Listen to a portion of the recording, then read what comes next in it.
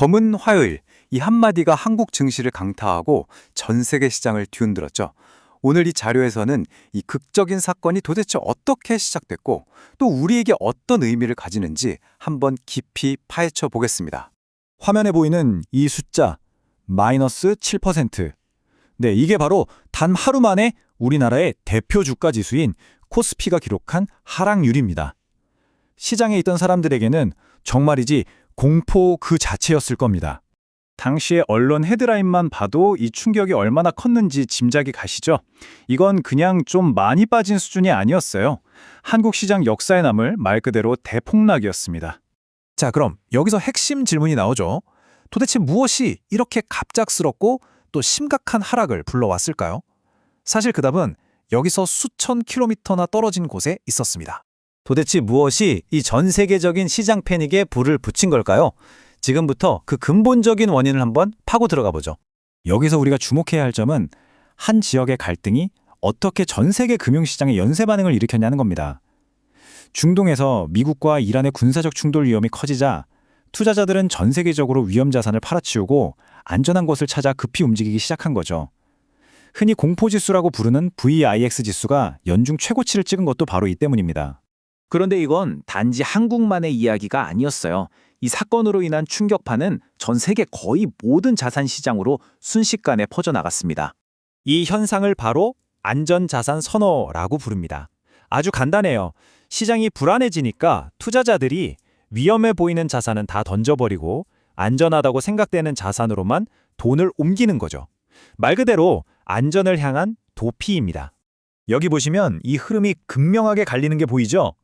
한쪽에서는 주식 같은 위험 자산에서 돈이 썰물처럼 빠져나가고 다른 한쪽에선 금, 원유, 심지어 비트코인 같은 안전 피난처로 돈이 몰려드는 겁니다. 이런 거대한 자금의 이동이 바로 우리 각자의 퇴직연금이나 투자 포트폴리오에도 직접적인 영향을 미치게 되는 거죠. 실제 숫자를 보면 이 흐름은 훨씬 더 명확해집니다. 원유는 공급에 차질이 생길 거라는 우려 때문에 가격이 급등했고요. 대표적인 안전자산인 금, 그리고 최근 디지털 안전자산으로 주목받는 비트코인으로도 시장의 변동성을 피하려는 자금이 엄청나게 몰려들었습니다. 자, 그런데 여기서 가장 중요한 미스터리가 등장합니다. 다른 나라 시장도 다 하락했는데 왜 유독 한국 시장이 다른 나라들보다 훨씬 더 말 그대로 박살이 났을까요? 이 차트를 보시면 상황이 얼마나 심각했는지 한눈에 들어옵니다. 코스피 하락폭은 일본의 2배가 훌쩍 넘고요. 미국 기술주 시장과 비교하면 3배가 넘는 수준이었습니다. 이건 정말 이례적인 일이었죠. 그 이유를 설명해주는 결정적인 숫자가 바로 이겁니다. 마이너스 14%. 이게 뭐냐면 미국 시장에서 거래되는 한국 관련 주요 ETF, 그러니까 한국 주식을 모아놓은 fon드가 단 하루 만에 기록한 하락률이에요. 이게 뭘 의미하겠어요?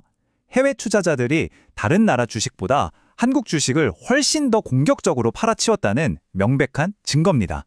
네, 바로 이겁니다. 이게 핵심이에요. 외국인 투자자들이 그냥 시장이 위험하네 하고 뭉뚱그려서 주식을 판 게 아니라는 거죠. 이번 중동 위기 상황에서 한국 경제가 가진 어떤 특수한 위험 요소를 딱 집어서 아주 구체적이고 공격적으로 한국 시장에서 발을 뺐다는 겁니다. 자, 이제 무슨 일이 있었는지는 충분히 이해했습니다. 그럼 이제 가장 중요한 질문이 남았죠. 그래서 앞으로는 어떻게 될 건데? 모두가 주목해야 할 핵심 관전 포인트들을 짚어보겠습니다. 결국 지금 글로벌 시장의 항방은 미국 경제의 건강 상태에 달려있다고 해도 과언이 아닙니다. 특히 고용시장 데이터가 어떻게 나오느냐에 따라 시장이 다시 안정화에 찾을 수 있을지에 아니면 더 큰 변동성의 소용돌이로 빠져들지가 결정될 겁니다. 정리하자면 이겁니다. 계속해서 중동의 지정학적 뉴스를 주시하고요. 미국에서 발표되는 주요 경제 데이터를 추적해야 합니다. 그리고 돈이 어디로 흐르는지, 즉 금이나 비트코인 같은 안전자산으로 계속 쏠리는지 지켜봐야 하겠죠. 마지막으로 위기 상황에서 강세를 보이는 에너지나 방산 같은 방어 섹터의 움직임도 눈여겨봐야 합니다. 이 4가지가 앞으로 시장의 방향을 가늠할 가장 중요한 단서가 될 겁니다. 이번 검은 화요일 사태는 우리 사는 세상이 얼마나 긴밀하게 또 복잡하게 연결되어 있는지를 다시 한번 강력하게 보여줬습니다. 이처럼 리스크가 점점 커지는 세상에서 과연 똑똑한 돈, 즉 즉 스마트머니는 다음은 어디로 향하게 될까요? 앞으로 펼쳐질 시장의 흐름을 지켜보면서 우리 모두가 함께 고민해봐야 할 질문을 마지막으로 던지며 오늘 분석을 마무리하겠습니다.